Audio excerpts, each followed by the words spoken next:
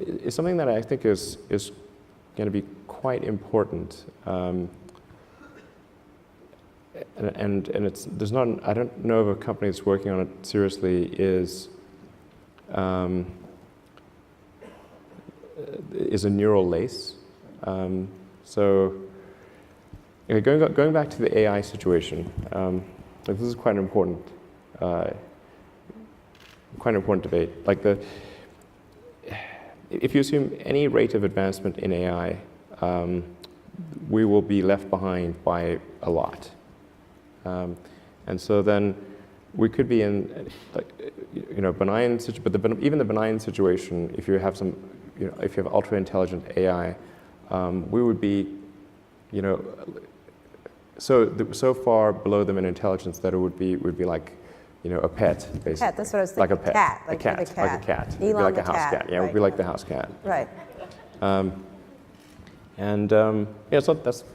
the end of the world, Just, well, sort of pet. You've seen the movie. It could be. Yeah. It could be. But that honestly, that would be the benign scenario. Mm-hmm. And so house cat is okay.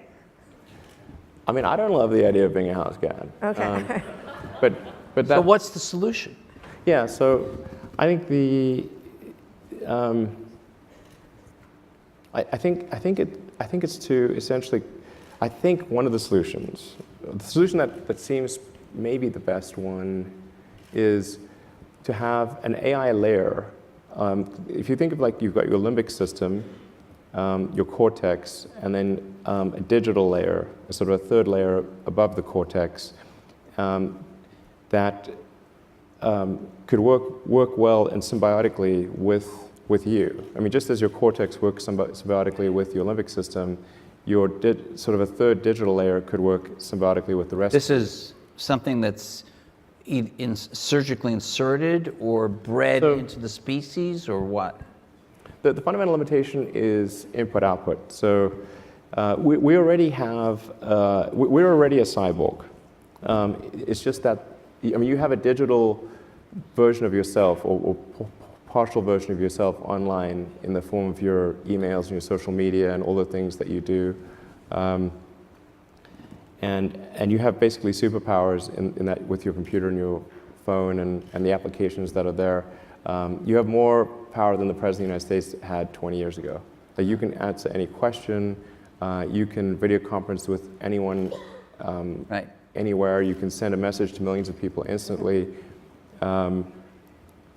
You just do incredible things. And but the constraint is input output. So we're I/O bound, particularly output bound. I mean, like your output level is so low. It's like, particularly on a phone, like your two thumbs are sort of tapping away. This is ridiculously slow. Our input is much better because we have a high bandwidth visual interface to the brain. Like our eyes take in a lot of data. So there's many orders of magnitude difference between input and output. So mostly, effectively merging in a symbiotic way with digital intelligence revolves around eliminating the I/O constraint. So it'd be some sort of direct cortical interface. And you called it a neural lace? Neurolase, yeah. It's totally not Google Glass, right? No, I'm talking about something but it's like you wear it, or you... No, I mean, it would be. I mean, there are a few ways to approach this, but some sort of interface directly with your cortical neurons, particularly. But doesn't that imply surgical insertion? Not necessarily. You could go through the veins and arteries, because that provides a complete roadway to all of your neurons. Your neurons are very heavy users of energy, so they need high blood flow. So you automatically, with your veins and arteries, have a road network to your neurons. Still some kind of surgery, right? Yes, but you could insert something, basically, into the jugular and have. It gets macabre, but it sounds really easy and it doesn't involve. Risk-free. It doesn't involve, like chopping your skull off or anything like that. That's good. Yeah. And plus, you're not a house cat anymore, right? Not a house cat. So, Right. I mean, essentially, if we can figure out how to establish a high bandwidth neural interface With ourselves.